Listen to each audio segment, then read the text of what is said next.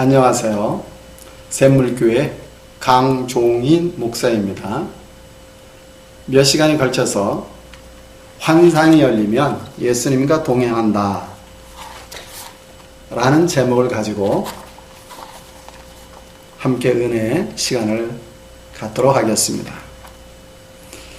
요엘 선지자는 2장 28절에서 그 후에 내가 내 신을 만민에게 부어주리니 너희 자녀들이 장래일을 말할 것이며 너희 늙은이는 꿈을 꾸며 너희 젊은이는 이상을 볼 것이며 라고 말씀하셨습니다.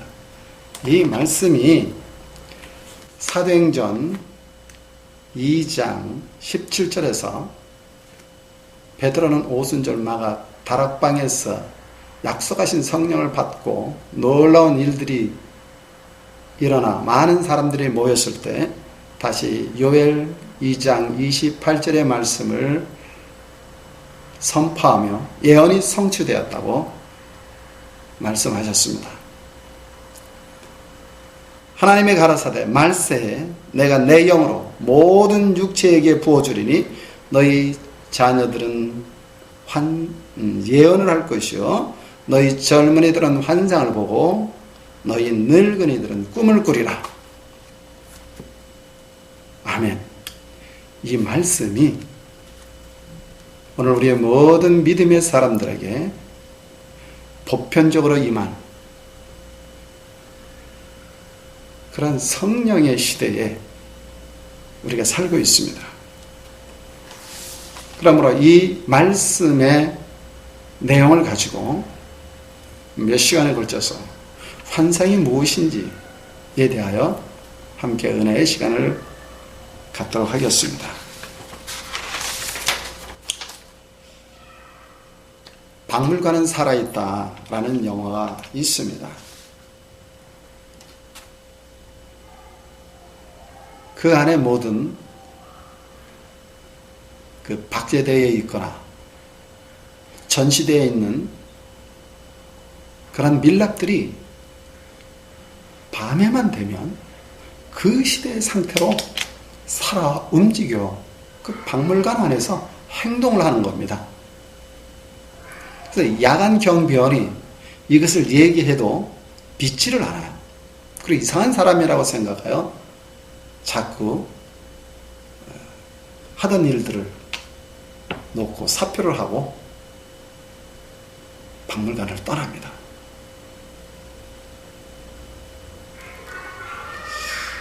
박물관은 살아있다. 그 밤에 실제로 경험한 사람들은 얘기를 하지만 낮에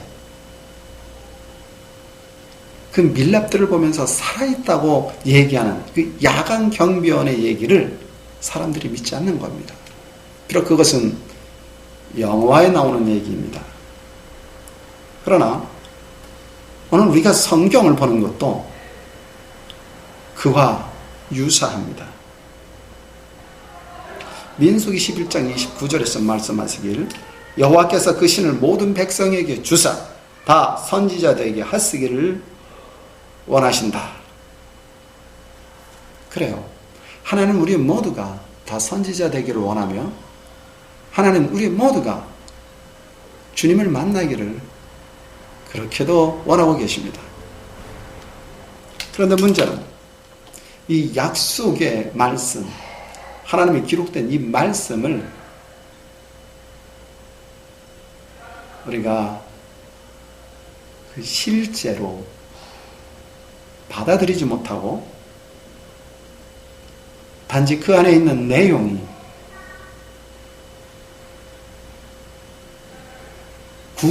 구속사적인 차원에서 보는 경우가 너무나 많이 있습니다. 예수님은 제자들에게 특히 마태복음 13장에서 많은 비유의 말씀을 하셨습니다. 알지 못하는 사람들에게 깨닫게 하기 위해서 비유의 말씀이셨지만 실제로 그런 것은 그 내용들은 비유가 아니라 실제적인 것이었습니다. 다시 얘기해서 이 성경 말씀이 계시의 내용, 약속의 내용, 앞으로 이루어질 내용이라는 차원에서 성경을 보는 사람과, 아니다, 이것은 창세기로부터 요한계시록까지 이 시대에 살고 있는, 아니 말씀을 믿고 보고 강구하는 그 개인에게 지금도 동일하게 말씀하신다고 믿고 나가는 사람들하고는 너무나 큰 차이가 있습니다. 이 성경은 하나님의 것이지만 이 말씀에 감춰준 이 비밀의 계시는 깨닫는 사람의 것입니다. 그러므로 주님의 이 말씀을 따라가는 것만으로도 우리는 놀라운 축복을 받습니다. 계시되어진 것은 우리의 유익을 위한 것이지만 이 말씀이 드러나기 전까지는 우리의 것은 결코 아닙니다. 나의 것은 결코 아닙니다. 그러기에 하나님은 요엘 선지자에 말씀하신 그 말씀의 내용을 베드로가 깨닫고, 오호, 성령이 임하면 그 선지자의 말씀이 이렇게 성취되는구나 라는 것을 알고 당당하게 사도행전 2장 17절에서 말씀을 했습니다. 동일하게 오늘 이 시간 우리는 환상이라고 하는 이 내용이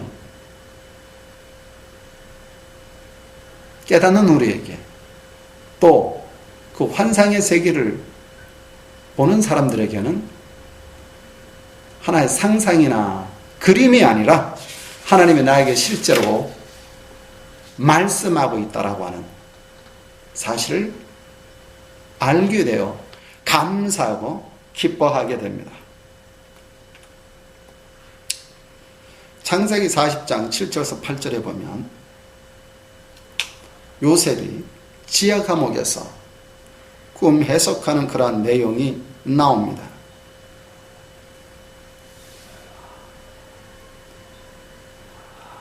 그 꿈을 해석한 내용에 따라 한 사람은 죽고 한 사람은 다시 복직됐습니다. 우리는 이 단계에 넘어서 실제로 그 세계를 보고 그 세계 안에 들어가는 그러나 하나님의 자녀가 되기를 주님의 이름으로 축복합니다. 마틴 루터는 꿈과 환상에 대해서 이렇게 표현했습니다. 영원하신 하나님의 성령이 우리의 마음속에, 우리의 몸속에 임재하셔서 우리 안에 거하시고 우리를 다스리시고 안내하시고 인도하신다면 이 은사에 비교하여 다른 모든 은사들이 그 수가 아무리 많다 하더라도 무엇이겠는가? 선지자의 이러한 선언에 비춰보면 예언, 환상, 그리고 꿈은 진실로 하나의 귀중한 선물이다. 다시 말하면 그리스도를 통한 하나님에 대한 지식이다.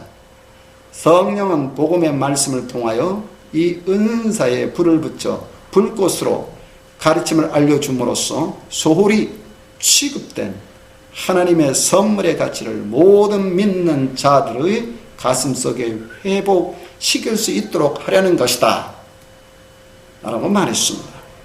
그렇습니다. 이 꿈과 환상, 이것으로 인하여 우리가 더 불릴 듯 주님에게 가까이 가고 주님의 뜻을 알아서 우리가 살고 있는 이 시대에 일어나는 모든 일들에 대해서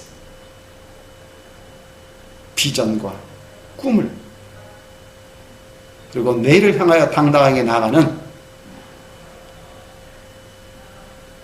주님의 거룩한 성도가 되기를 주님의 이름으로 축복합니다. 자, 그러면 첫째, 환상이란 무엇인지 연구해 보겠습니다. 예수님은 요한복음에서 자신은 하나님이 보여준 것만, 하나님이 들려준 것만 행한다고 여러 번 말씀하셨습니다. 그러면서 1장 50절에서 그 부른 제자들에게 말씀하시길 이보다 더 큰 일을 보리라. 또 14장 12절에서는 나보다 더 큰 일을 한다고 말씀하셨는데, 당시 제자들로서 보지 못하고 듣지 못하는데, 깨닫지 못했는데 이걸 어떻게 감당할 수 있겠습니까? 그러나 사도행전 2장에서부터는 요한복음 1장과 14장에서 말씀하신 대로 이루어졌습니다. 할렐루야.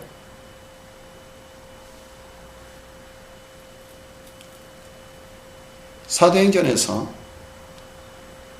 고넬료와 베드로에게 함께 하셨던 그 환상의 사건처럼 우리도 이 성령의 인도하심을 받고자 하는 열망은 결코 잘못된 것이 아닙니다. 마태복음 17장에서 이미 예수님은 모세와 엘리야가 만나서 이후에 되어질 일들에 대해서 의논하는 것을 함께 올라갔던 베드로, 야고보, 요한이 보았습니다. 그러므로 이 세 제자는 환상에 대한 이해를 이미 갖고 있었습니다. 그 당시에는 비록 몰랐지만 그들이 체험한 이후에는 예수님과 동행하면서 지난 그 3년간 있었던 일들을 곰곰이 돌아볼 때마다 이것은 우연이 아니라 예수님이 아버지와 의논했고 아버지의 뜻을 알았고 아버지의 뜻대로 한 사건 한 사건 처리했다라는 사실을 알게 됩니다.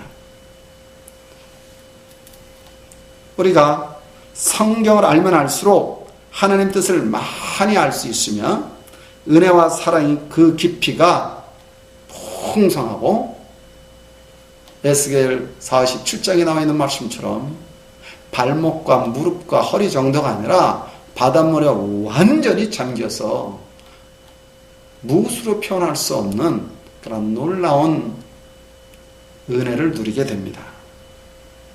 그러므로 이 환상을 사모하는 사람들은 성경을 공부하는 일에 결코 게을리해서는 안 됩니다. 그리고 우리의 성품이 인간적인 그런 성품의 단계에서 예수님이 마태복음 11장 이 19절에서 말씀하기를 나는 마음이 온유하고 겸손하다. 그 온유와 겸손이 무엇인지를 알고 그 주님의 성품을 담기 위하여 노력을 해야 됩니다. 그리고 결국 그 분량에까지 자라가야 합니다. 왜냐하면 환상은 예수님을 만나 성경 안으로 들어가는 것이기 때문에 그렇습니다. 친구를 보면 그 사람을 안다고 합니다. 불량 친구들을 많이 사귀고 있다면 그 사람은 모르긴 몰라도 성품이 불량스러울 것입니다. 좋은 친구, 좋은 성품의 친구들과 사귀고 있다면 그 사람의 성품은 친구들과 함께 좋은 성품이 되기 위하여 부단히 노력을 하고 있기에 모난 성품이 있다 할지라도 친구들과 함께 어울리기 위해서 혹은 친구들의 조언에 의하여 겸손하려고 온유하려고 사랑의 사람이 되려고 노력을 합니다. 이와 마찬가지로 환상은 예수님을 만나는 겁니다. 그런데 우리 안에 불같은 폭력적인 혈기가 넘치는 교만한 혈기 등등한 이러한 성품으로는 예수님의 친구가 될 수가 없습니다.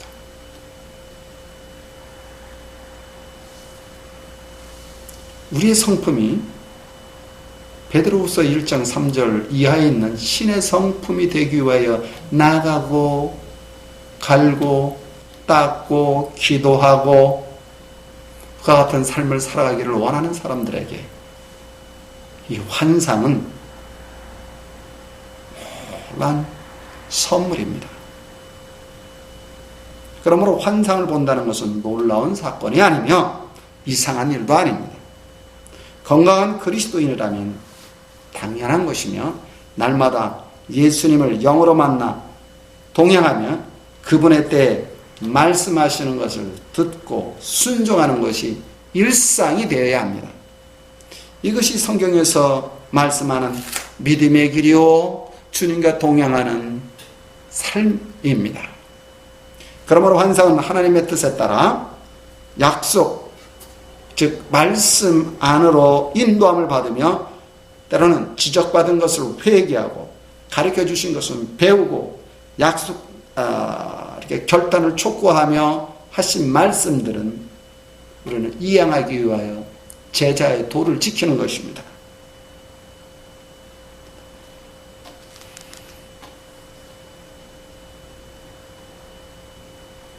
하나님이 창세기에서 세상을 말씀으로 만드시고 보실 때마다 그 기뻐하시던 하나님을 나의 주님으로 영접했고 하나님의 자녀가 되었으니 보고 듣고 말하는 것은 신비스러운 일이 아닙니다. 이건 이상할 것도 없고 신비한 것도 아닙니다. 만일 여러분의 자녀가 태어났는데 며칠이 지났는데 그 아이가 보지도 못하고 말도 하지 못하고 걷지도 못한다면 마음이 어떠하겠습니까? 이 아이를 키우는 과정이나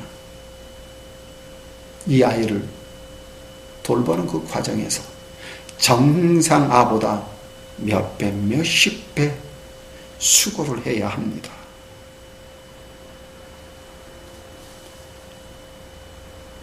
영의 이치도 마찬가지입니다. 하나님의 자녀가 장애인이라고 한다면 하나님이 얼마나 가슴이 아프시겠습니까?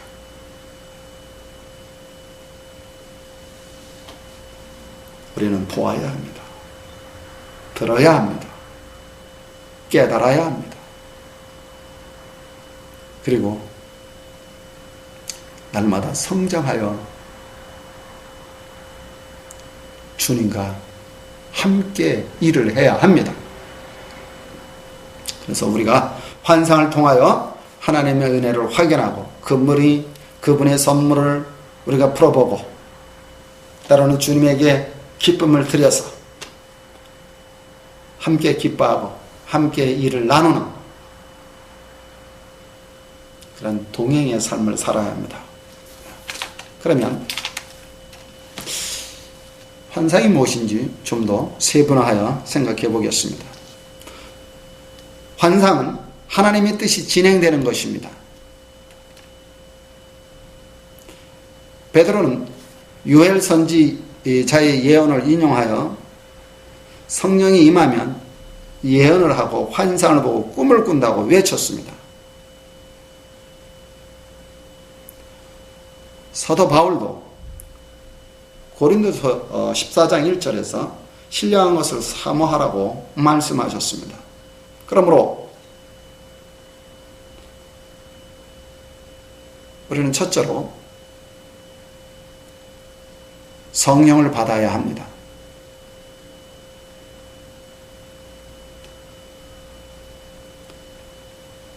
사도행전 1장 4절에서 5절에 주님 말씀하시기를 예루살렘을 떠나지 말고 내게 들은 바 아버지의 약속하신 것을 기다리라. 요한은 물로 세례를 베풀었으나 너희는 몇 날이 못하여 성령으로 세례를 받으리라 말씀하셨습니다. 성령을 받아야 합니다. 둘째는 성령의 말씀을 들을 줄 알아야 합니다. 사도행전 2장 3절에서 4절에 불이 혀같이 갈라지는 것이 저희에게 보여 각 사람 위에 임하여 있더니 저희가 다 성령의 충만함을 받고 성령이 말하게 하심을 따라 다른 방언으로 말하기를 시작하니라.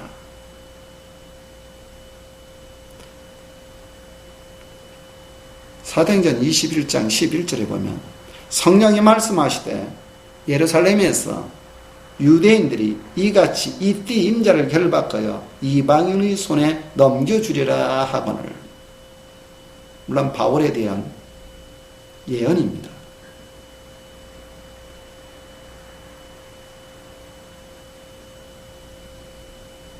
초창기 이 성도들은 성령이 말씀하시는 것을 들었습니다. 그러므로 우리가 성령이 내 안에 있고 그분이 내게 말씀하시고 그 말씀에 따라 살아가는 것은 지극히 정상적인 겁니다. 셋째로 저들은 성령을 보았습니다. 성령을 보아야 합니다. 이것은 세례 요한이 선포한 내용인데 요한복음 1장 33절에서 34절에 보면 나도 그를 알지 못하였으나 나를 보내어 물로 세례를 주라 하신 그이가 나에게 말씀하시되 성령이 내려서 저 위에서부터 이렇게 내려서 누구에든지 머무는 것을 보거든 그가 곧 성령으로 세례를 주는 이인 줄 알라 하셨기에 내가 보고 즉 요한이 보고 그가 하나님의 아들이심을 증거하였노라 하니라.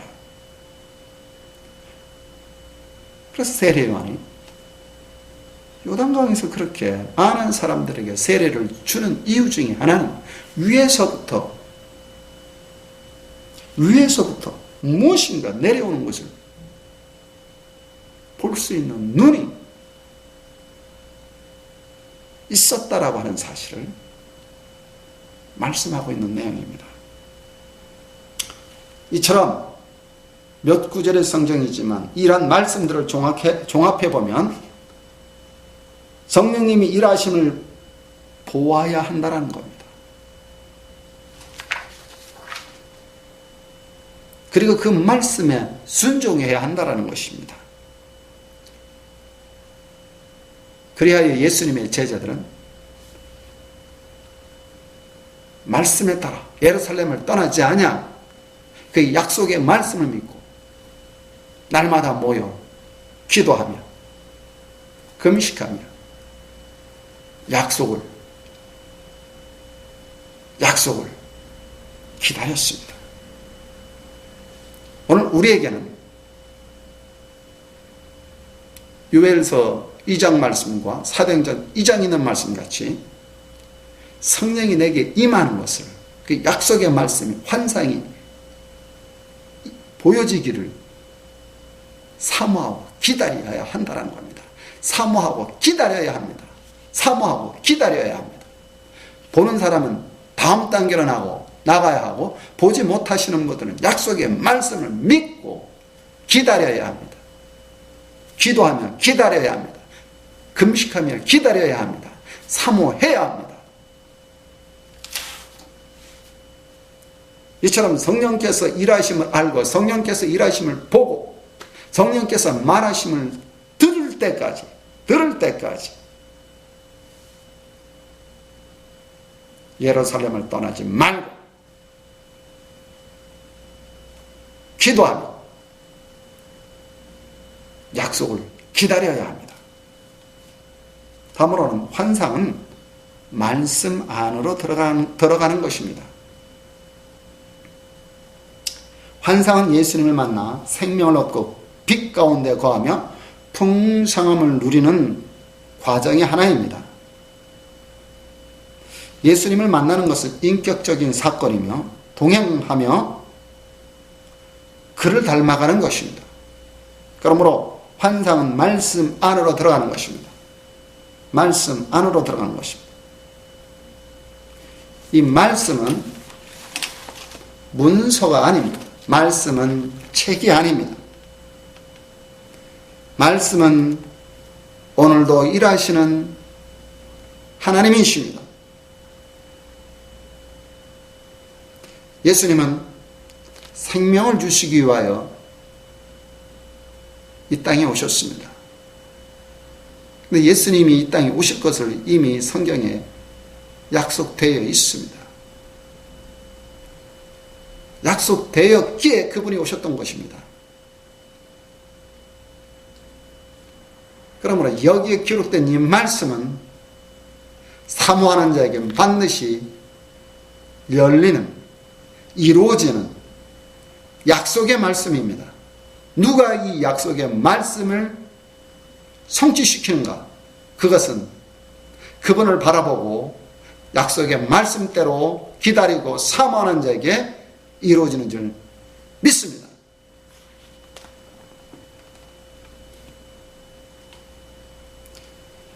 하나님은 계획을 가지고 우리와 소통하십니다. 애굽에 있는 백성을 구속하시기 위하여 하나님은 모세를 부르셨습니다. 모세와 얘기했습니다. 바벨론에 있는 그의 자녀들을 구출하기 위하여 하나님은 고레스의 마음을 감동시켰습니다. 그리고 선지자들을 부르고 기도하던 사람들을 부르고 그들의 마음을 감동시켜 그 일을 하도록 역사하셨습니다. 하나님은 사람들과 소통하시기를 원합니다. 하나님과 소통하기 위해선 그러니 말씀 안으로 들어가야 합니다. 하나님과 소통하기 위해선 말씀 안으로 들어가야 합니다. 처음에 말씀드렸듯이 박물관은 낮에는 박물관이었으나 밤에는 그 시대에 움직이는 그 시대의 사건으로 돌아갔습니다. 비록 그것은 영화의 얘기지만 성경도 같다고 봅니다. 이 말씀을 믿음의 눈으로 보고 이 말씀 안에서 운행하시고 역사하시는 그 하나님을 만나는 사람들에게는 말로 표현할 수 없는 놀라운 사건들로 기록되어 있는 오늘 우리의 이야기입니다. 또 현재의 이야기고 미래의 이야기입니다. 그래서 이 말씀 안에서 하나님은 우리와 소통하십니다. 그런데 우리가 이 말씀을 지식으로 보느냐 영으로 보느냐에 달려 있습니다. 분석하는 깨닫는 지식적인 것에서 넘어 영으로 생명으로 보시기를 바랍니다. 그 눈이 열려져야 합니다. 하나님의 인도하심은 실제입니다. 이 환상은 뜬구름을 잡는 것이 아니며 보아도 그만 보지 않아도 그만 그것이 아닙니다. 선지자들이 하나님의 음성을 듣고 환상을 보고 백성들과 권력자들에게 외쳤습니다. 비록 그들이 본 것으로 인하여 고생하고 감옥에 갇히고 때로는 죽기도 했습니다. 그들이 왜 그렇게 했을까요? 우리는 그들이 뭘 봤다라고 얘기하나 그들은 그것을 하나님의 실제로 봤던 것입니다. 실제로 만났던 것입니다. 그러므로 환상을 보는 사람은 성경에 대해서 많이 알면 알수록 좋습니다. 그 이유는 예수님은 우리를 인도하실 때 이미 계시하신 이 말씀 안으로 인도하는 경우가 대부분입니다.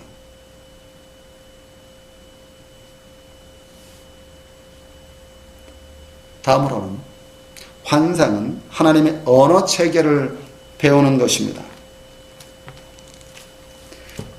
환상은 하나님이 말씀하시는 수많은 언어 중에 하나입니다.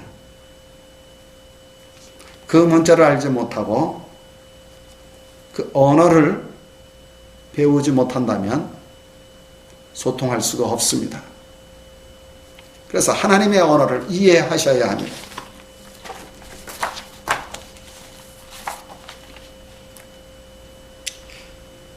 다음 몇 가지를 의사소통에 적용해 보도록 하겠습니다. 첫째로, 그림은 의사소통의 한 통로입니다. 둘째로, 음성으로 자신의 말을 전하고 상대가 말하는 소리를 귀로 듣습니다. 셋째로, 문자로 의사소통을 합니다. 글을 써서 전해줍니다. 우리가 지금 성경을 읽는 것도 문자입니다. 그래서 저 유대 땅에서 일어난 사건이 오늘 한국 땅에서 우리가 보는 겁니다. 이 문자의 힘입니다. 마지막으로 감각을 통해서 의사소통을 합니다. 예를 들어 지난밤에 꾼 꿈을 친구에게 말로 전해주는데 꿈꾼 사람이 꿈에 본 것을, 즉 그 그림을 말이라는 통로를 통해서 상대에게 전해줍니다. 그런가 하면 꿈에 본 그림이나 꿈에 들은 그 소리를 이렇게 그림으로 그려서도 상대에게 알려줄 수 있습니다.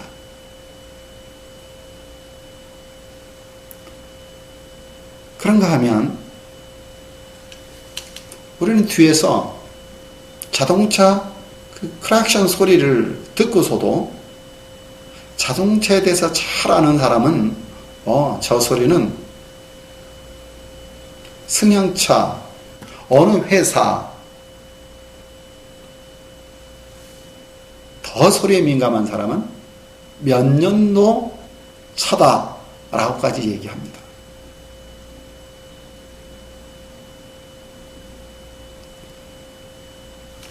또 뒤에서 내가 잘 아는 사람의 목소리로 나를 부르면 누가 나를 부르는지 알 수 있습니다. 우리는 지금 현재 사과를 먹지 않아도 사과의 맛, 사과의 어떤 그 표면적인 것, 모양 생각하면 알 수 있습니다. 즉 청각으로, 미각으로 알 수 있다는 것입니다. 때로는 냄새를 맡아보면 이게 무슨 냄새인지 알 수 있습니다. 부엌에서 지금 음식을 하고 있는 그 내용까지도 맞출 수가 있습니다. 이렇게 감각으로도 우리는 의사소통을 할 수가 있습니다. 그래서 이 환상은 하나님의 계시나 하나님의 말씀하시는 그 그림 언어, 영적인 그림 언어입니다. 보이는 세계와 보이지 않는 세계의 연결, 고리가 많이 있는데 그 중에 하나가 환상입니다. 다니엘서에 보면 나는 뭐뭐뭐뭐 보았다. 나는 보았다.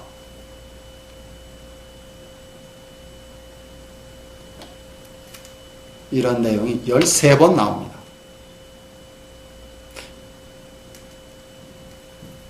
대부분이 하나님이 일하심을 보았다라는 내용입니다. 또 하나님이 예레미야를 훈련시킬 때 너 무엇 보았냐? 너 무엇을 보았느냐? 이 1장에서만 2번이나 나옵니다. 그러므로 환상을 보는 것은 선지자들에게는 당연한 것입니다. 그 환상을 보고 하나님의 뜻이 이렇다라고 선포를 했습니다. 이 환상을 훈련시킬 때 저도 처음에는 사람들에게 무엇이 보입니까? 이렇게 물어봤습니다. 처음에는 무엇을 보는지 확인해야 하기 때문에 물어봅니다. 물론 지금도 물어봅니다. 상대가 무엇을 보고 있는지 알아야 그 다음을 인도할 수 있기 때문에 그렇습니다.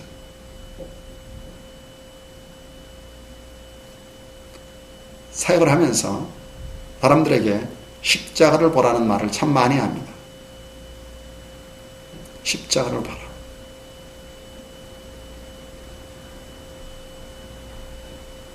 우리가 보아야 할 많은 것들이 있으나 우리가 보아야 할 것 중에 하나는 바로 십자가입니다. 십자가를 통과하지 않고서는 그 뒤에 숨겨져 있는 놀라운 주님의 그 비밀을 참맛을 알 수가 없는 것입니다.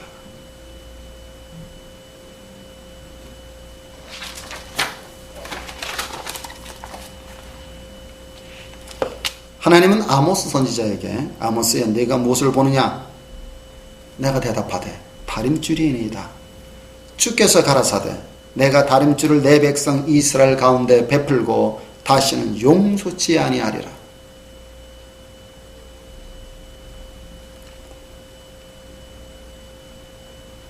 심판의 말씀이었습니다. 그것을 바로 그림으로 보여주셨던 것입니다.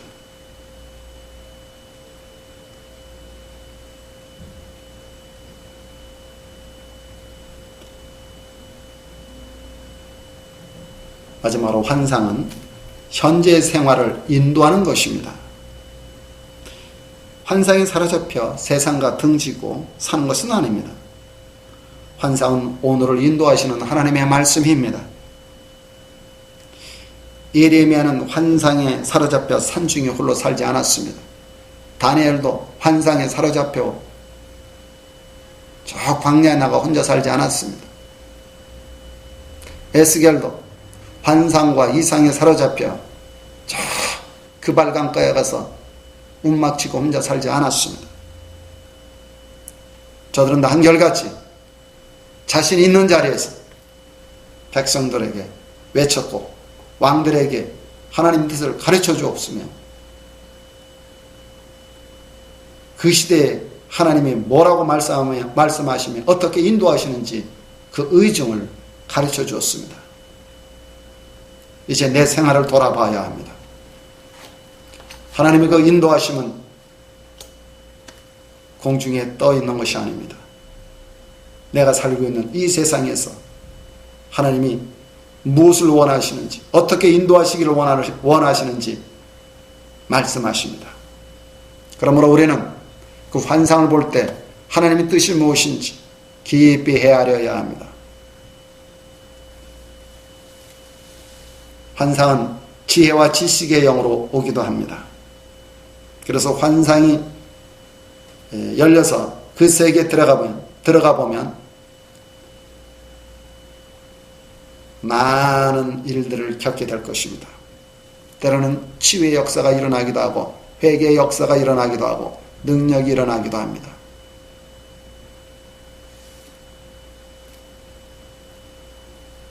환상은 이 외에도 많은 비밀이 감춰져 있습니다. 더 깊이 연구하고 더 하나님 앞에 나아가야 합니다. 우리가 알고 있는 것은 지극히 한 부분입니다. 원하기는 성경 안에 주님이 말씀하시는 여러 채널 중에 환상이란 채널이 있다는 것을 마음 깊이 새기며 환상의 언어를 배우시기를 주님의 이름으로 축복합니다.